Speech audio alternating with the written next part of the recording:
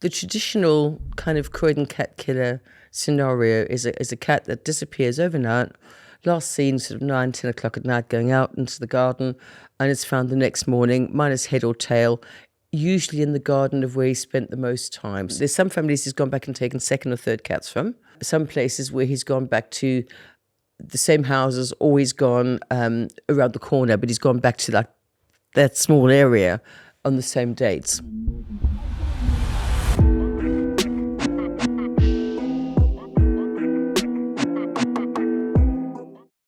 My ex-partner and I ran a rescue in South Norwood, and we we saw on Facebook that there was a vet posted on Facebook to say, please keep your cats indoors at night because we've had 4 cats brought into us mutilated.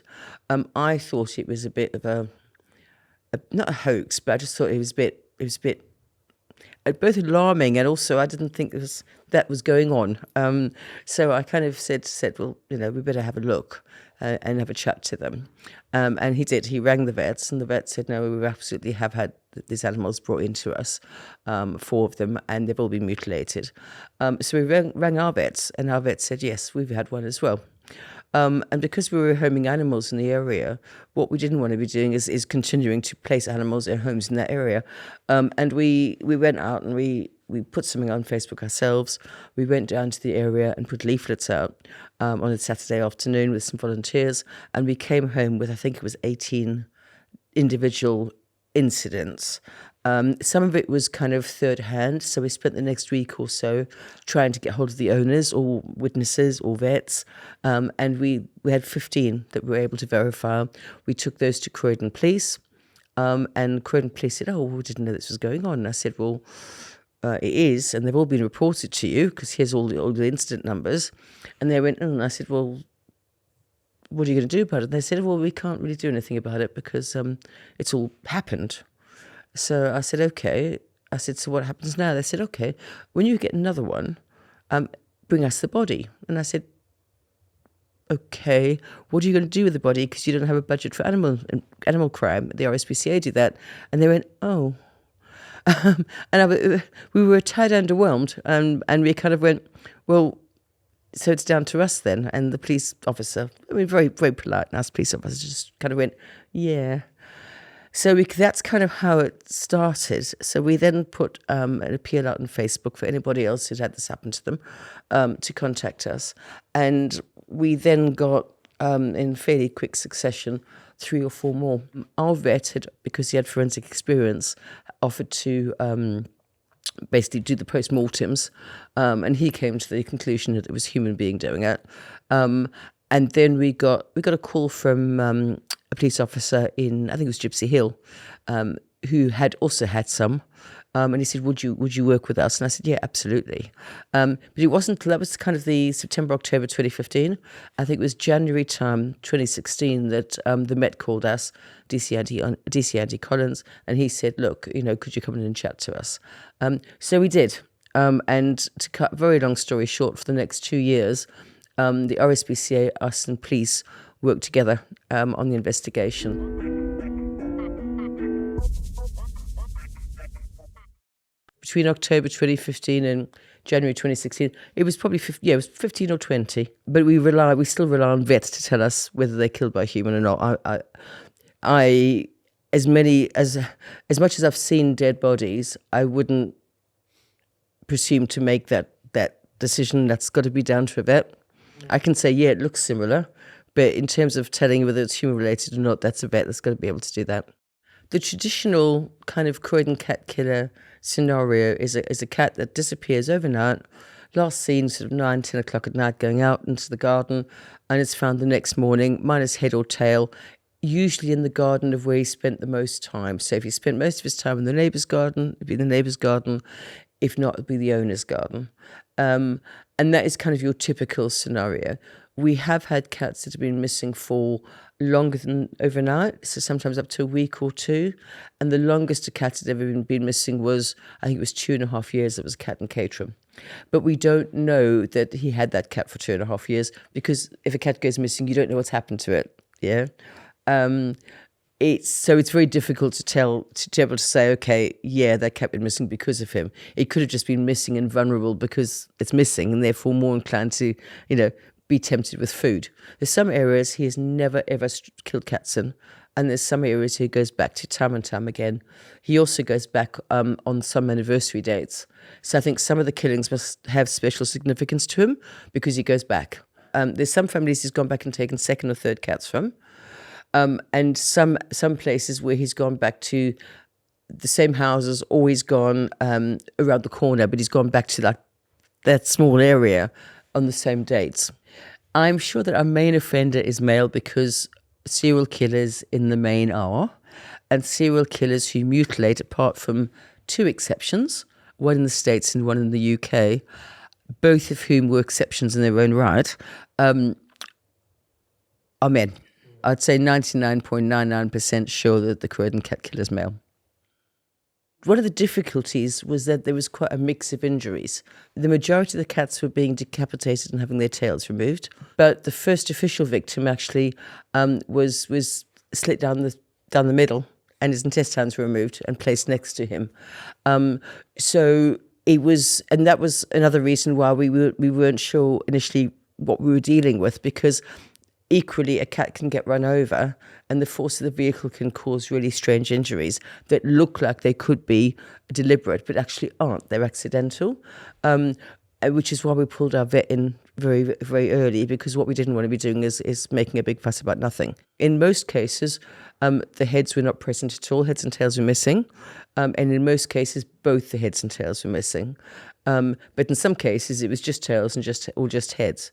In some cases, the body was missing and the heads were placed back, usually on the doorstep.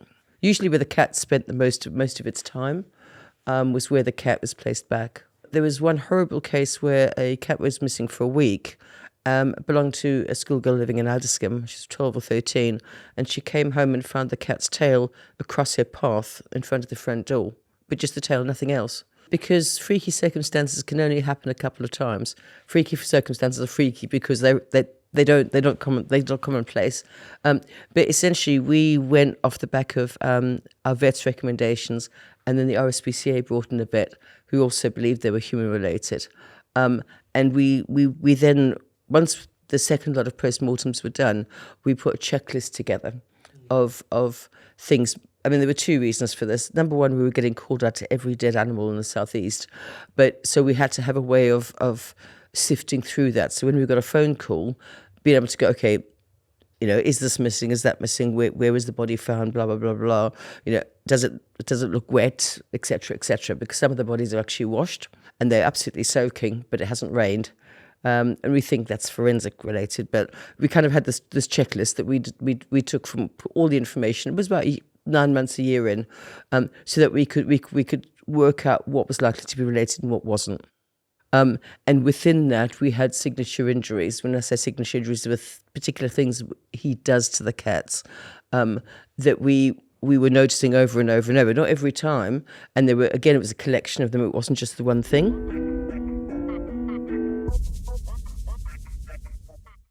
The actions were to get the RSPCA involved, and to keep basically being the main contact, because we had the Facebook page going on, and because we had there was a fair bit of press by that point.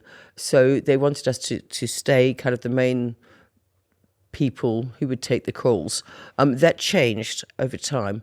So what once the RSPCA were involved, the RSPCA said, "Oh no, the calls have got to come through to us." But then the helpline wasn't set up properly and wasn't briefed properly. So it was like we lost calls. So it ended up back in our court, and then it was basically call Snarl and call 101 as well, so that both the police and we were notified.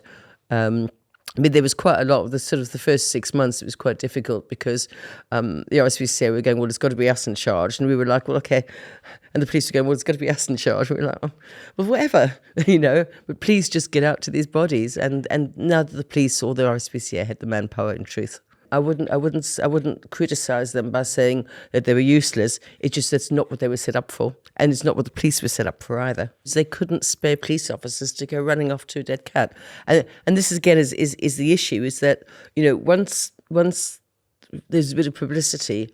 The police got called about every single dead cat in the same way as we did. The police have this, I think, a mechanism where if they can't solve something, they bring other people in to do a review of the case. But again, we knew from the first meeting, we only had one meeting with that team ever, and they were completely disinterested. The DI was like, and there was I think a DC, and she was just like, yeah, whatever. There was no kind of intent, and we knew at that point that at some point we were going to lose the police because they were just. And whenever we had information through, it was like, yeah, right. We had no confidence from that point that they were actually doing anything with the information. It was almost like they'd made up their minds to close it, and then of course they did. Later on, we discovered that there were issues in terms of, so the forensic pathologist that said it was foxes, she was given bodies by Hertfordshire Police. We subsequently found out that she had no chain of evidence, so she didn't know where the bodies came from. For all we know, Hertfordshire Police did scrape up a whole lot of road traffic victims and send them to her. There was just, and then when the investigative journalist tried to do FOIs to the police, he said, well, that he was told there were no more records, that there were no records of the case at all that had been kept. So it's really shoddy police work, and because of incidents like Clive, we know that it can't be. It can't. That couldn't be foxes.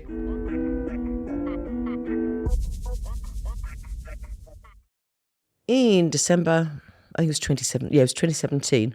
There was a lady who ran a rescue down in St Leonard's, who was aware of the case, and she had one of our posters outside of her house, and she ran a cat rescue, but she had a house rabbit called Clive, beautiful, beautiful, big lop-eared rabbit, and she had a lovely, absolutely gorgeous kind of Victorian-style garden, a stepped garden, and she went out for the rescue Christmas dinner, and I think about 4:00.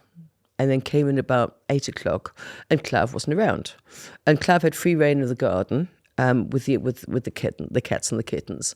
But it was really odd because he was really kind of bonded to her, and to have him not around, she was like, hang on, where is he?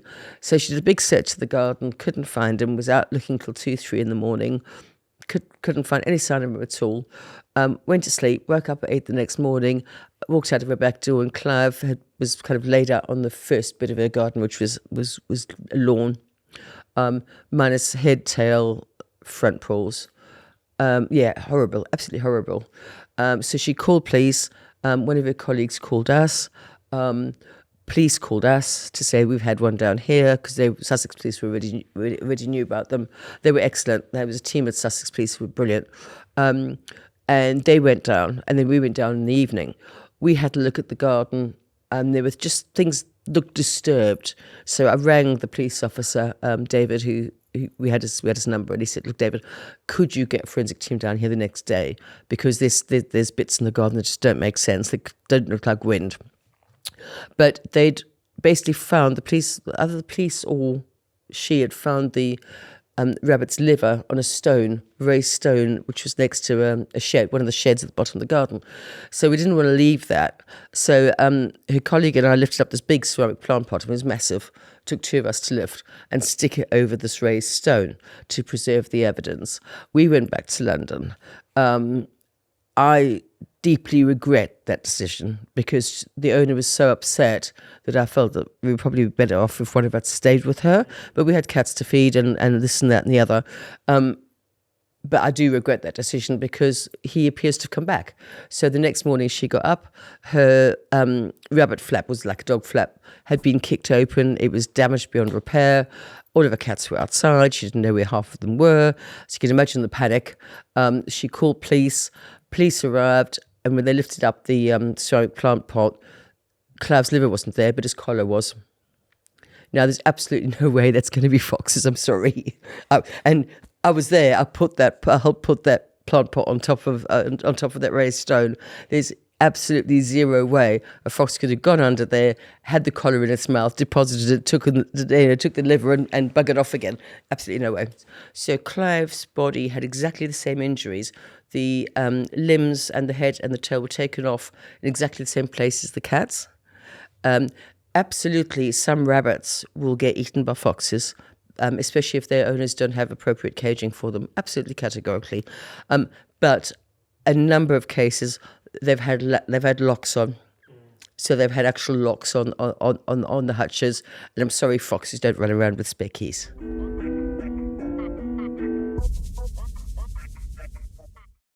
So I've been doing animal rescue for years and years, and I got to the point where I couldn't sort of rehome as the need grew. I couldn't rehome as easily because I'd rehome to family, friends, etc. And we knew that we had to kind of have a formal rescue. So we did. We set up on Facebook a year before all this kicked off. So we were quite clear. We remained the point of contact for people. So people would ring us if their cat was injured or hurt or killed. The RSPCA also took a number of those calls. The police did the investigation. We did some investigation in terms of the scene, taking witness statements and bits and pieces, and finding out when the cat was last seen and when all of that sort of stuff.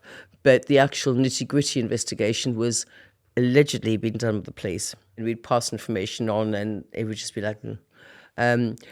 But we found out exactly how little had gone on, which is why we formed Slane to go through all of that again and go through all the suspects again. Because I think at one point, if a suspect was called into the police, if he didn't have a criminal record, it was binned. Although the police didn't want us patrolling, a patrol team was set up in Caterham, and they were really, really good. They went out every night. They were cruising about. And there was one night where they'd seen a guy kind of ducking in amongst cars and stuff. Because they're all vehicle-based, they didn't get out their car. But they kind of followed him, and he just disappeared down an alleyway, and they'd just gone. And they all worked and stuff. So sort of by 1-2 o'clock in the morning, they were all asleep. Well, the cat was killed that night in that road. The lights went out in Caterham at midnight. It might have been 11 o'clock, actually. But so he was pitch black dark, and they couldn't really see what he looked like. But they kind of got an idea. So we said, okay, got it into the police, etc., etc. And then a couple of residents saw a bloke of the same description. One of them, he was making like noises and trying to get a cat's attention. Another one, he was doing something else odd. And he was literally, kind of weaving down the road, ducking and diving. So that was called into the police. And then I think 2 or 3 nights later, he was spotted again. And this time somebody actually chased him. I think with a garden fork, but they chased him down the road. Unfortunately, the police got there just too late. They came out with dogs just too late, and he again went down an alleyway and just disappeared. So from all those descriptions, there was kind of a generic description. And then I was, what was I doing? I was at the Warren on the Saturday, because they wanted me to do a briefing for local Bromley police about the case. But just before then, we were called to it wasn't decapitated. It was a cat that was mutilated in Orpington, and it was an odd case because the paws had been wrapped with something, and it was slightly different to what we'd been seeing, but not outside of the range. We had to wait for the police and forensics, etc. And my phone rang, and a woman said, "Oh, it sounds a bit weird, but it was about 4 o'clock the previous afternoon. She'd found this guy trying to coax her cats. And she said, what the hell are you doing? And he's like, oh, no, I've lost my cat. And she said, what did the cat look like? And the woman said, the guy said, it was a silver tabby with white paws, male cat. And she said, well, there's no silver tabby with white paws here. Are you local? And he said, yeah, I live in number 15. And she knew who lived in number 15, so she knew he was lying. Anyway, she just said, look, can you please stop feeding my cats and go away? And he did. But she thought about it, and the more she thought about it, the more she thought there's something really odd about him. And she actually got her husband to jump in the car with her, and they did a kind of a search to see if he was still around. And he wasn't, but it bugged her.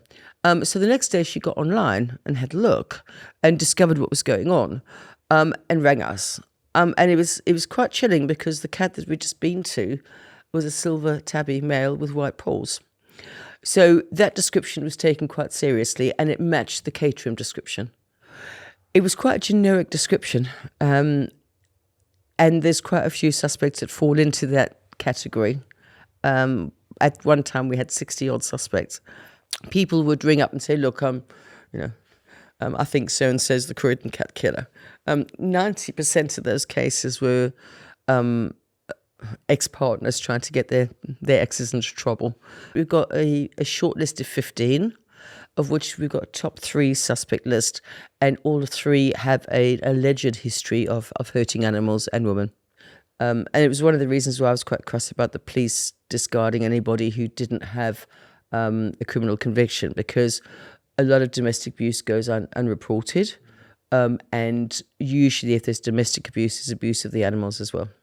Towards the end of Takahe, there was a string of incidents in Northampton, and they were the same as ours in terms of there were decapitations and tail removals, but the first ones were not. The first ones were the cats cut up into tiny pieces and placed in carrier bags, like supermarket shopping bags, back on their owner's doorsteps. So that particular guy was a guy called Brendan Geoghegan. He got convicted of arson and also the attacks on the cats, criminal damage, but the judge only gave him 4.5 years.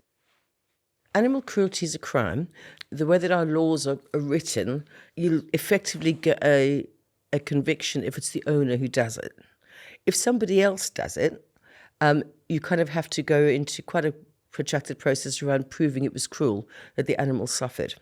So if you just kill a cat, it's not, horrible as it sounds, it's not illegal. For cats that aren't owned, you can't do a criminal damage charge. And some of the arsons were absolutely appalling. They were proper arsons to endanger life. And he's disappeared afterwards. We suspect he's gone back to Ireland. We know we can't be responsible for some of the others because he wasn't in the country for the length of time that the investigation was going on. So I think he only came into the UK in 2017, and the killings had been going on for 2 years before. So there was him. Thankfully, Northampton police didn't decide to blame it on foxes, because otherwise I'm sure he would have ended up killing someone. He took out a number of garden fences, but he also took out a home, a restaurant that was on a boat. Yeah, really quite serious, nasty crimes. And he admitted in court that what he wanted to do actually was break and enter into a woman's home and rape her.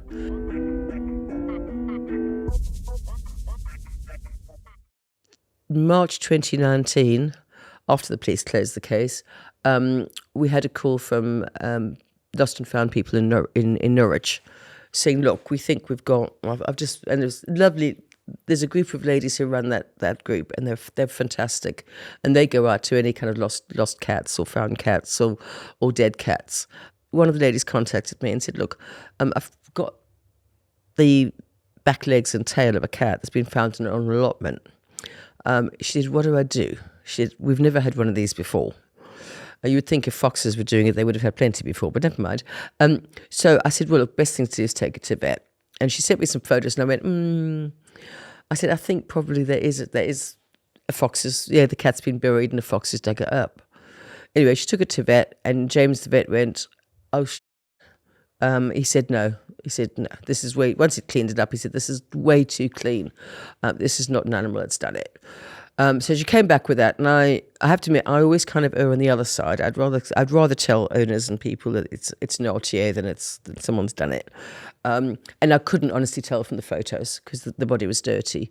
And then we had another one, and then another one, and then one night a guy was seen trying to stuff cats into canvas bags, and it properly kicked off in Norwich, and that was David Ewu, who went on to kill Martin Decker 2 years later. And in court, he actually said that he wanted to kill as many gay men as possible. So he was just going to kill people until he was caught. And he was only caught because there was a really good police officer in Norwich. So they thought it was David Ewu. They arrested him, but he had nothing on his phone. So he had no photos of the cats, anything. He must have had 2 phones. Anyway, so they had to let him go, but I think they took his DNA and stuck it in the system. So when the DNA flagged up north at a murder scene, they knew who it was, and they went to go and found him. If it hadn't been for the police officer doing that, he probably would have killed several people because they wouldn't know at a starting point as to who he was. And he was then, when they arrested him for Martin Decker's murder, he actually had a phone with all the pictures of the cats he'd mutilated on it. They did put him on trial for the cats, but he used the trial like as a sounding board to try and get at the owners and say, if you want, want to know what I've done with your cat's ears, come and talk to me. I really enjoyed killing your cat. It was all that kind of stuff. And there was no point taking them through a trial, so they just shut it down, which was really difficult for the owners because they never kind of had their day in court and their justice, but better that than them being re-traumatized by his behavior. Both of them were neighborhood groups. Both of them enjoyed the panic and the fear and also the anger and the distress of the owners. And it's one of the reasons when we set the Slane page up that we were not going to be the police's mouthpiece or anybody's mouthpiece. We weren't going to actually post about incidents unless we needed help with something. We're not going to do that at all. Because I think to a certain extent, the police asking us to keep posting about it meant that whoever's doing it was getting a kick out of it.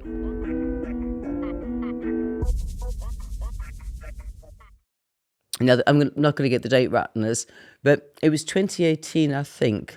We started getting, we had kind of Croydon Cat Killer cases down in Brighton, and in fact, all of the Sussex coast, in most of the towns. So a lot of the animal rescue groups knew us.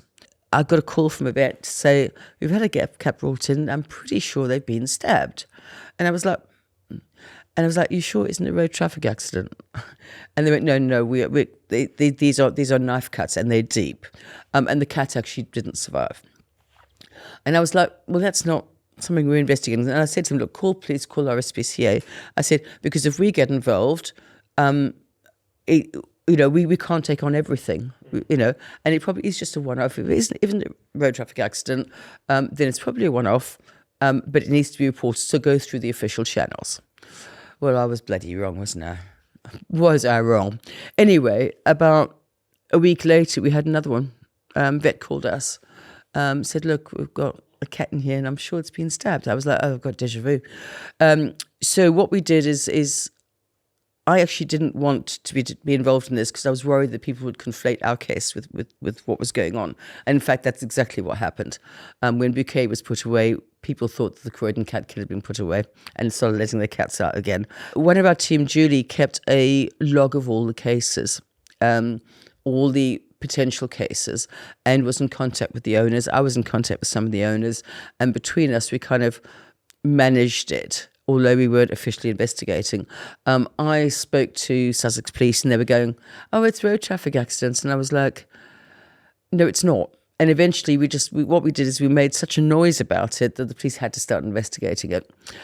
One of the owners put up CCTV after their cat was injured, and he actually caught Stephen Boudicca stabbing a cat on that CCTV, and that's how they caught him. It was down to the owners and the lost and found cats in Brighton that Boudicca was caught, not Sussex Police. I suspect he probably injured and killed around 30, 40 cats, but I think he was only charged with 15.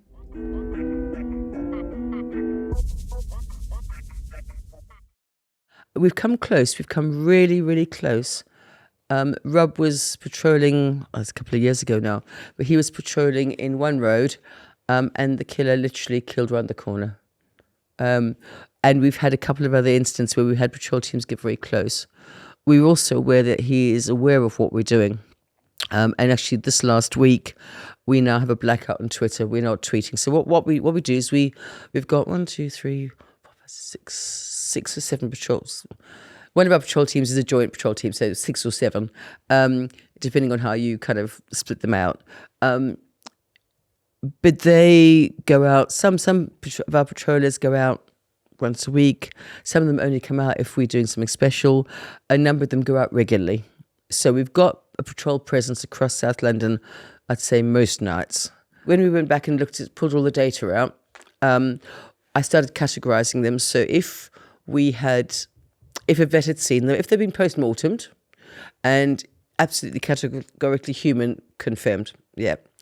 If they had been to a vet and a vet had said, "Oh, I don't like the look of this. It's not a road traffic accident. It's human," and we had been along to have a look and gone, "Yeah, that's the same injuries." Because sometimes it could be human, doesn't mean it's our guy. So go, yeah, a couple of signatures there. Yep, that's confirmed. If a vet says that they think it's human related and there's a match in terms of the description, then we put it under highly suspicious. If we don't see the body, but it's the same description, again, suspicious. And then if there's less information, it goes down as a possible.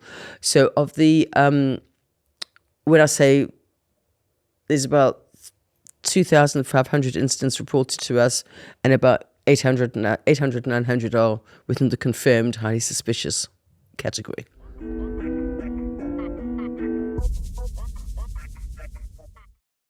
I've kind of grown a very thick skin over the last 9 years, and it's why I don't really get into arguments online about if people go to say, "Oh, it's foxes." There was a really silly piece I read on the internet. It was about 3 months ago, about trying to say that I had psychological problems and I was getting a kick out of the owner's distress, and I was just like, "All right, mate, if that's your opinion, you know, there's people are going to think." Either that they're either going to believe something's going on because it's happened to them, or someone they care about, or they're not. And I said earlier, it's not my job to convince people. It's our job to catch them. If people want to be wrong on the internet, that's not my problem. If they want to be wrong about me, also not my problem. I don't feel the need to be publicly right.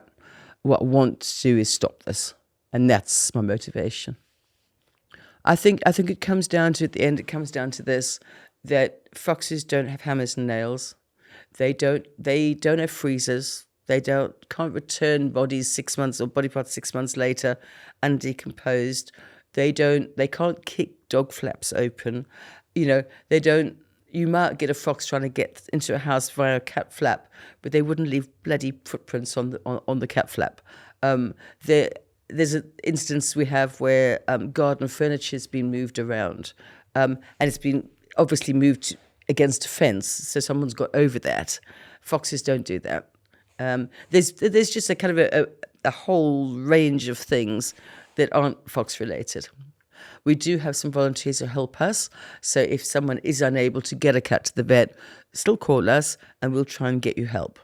But it's not essentially what we do. What we do is looking at the data, looking at what happened around the incident. So was anybody noticed, did the owner notice anyone strange? Did they get any phone calls? Did they get this? Because there's been a couple of those as well. There's been some interactions over the years that we think have been him interacting with victim owners. I do think that this person isn't just hurting cats, yeah. And I whether he'll spill over into the true kind of traditional serial killer that goes along killing people, I don't know. We don't know whether I've got a theory. My theory, for the record, is that he's using the animals as a control mechanism so he doesn't kill people, but he may already be killing people.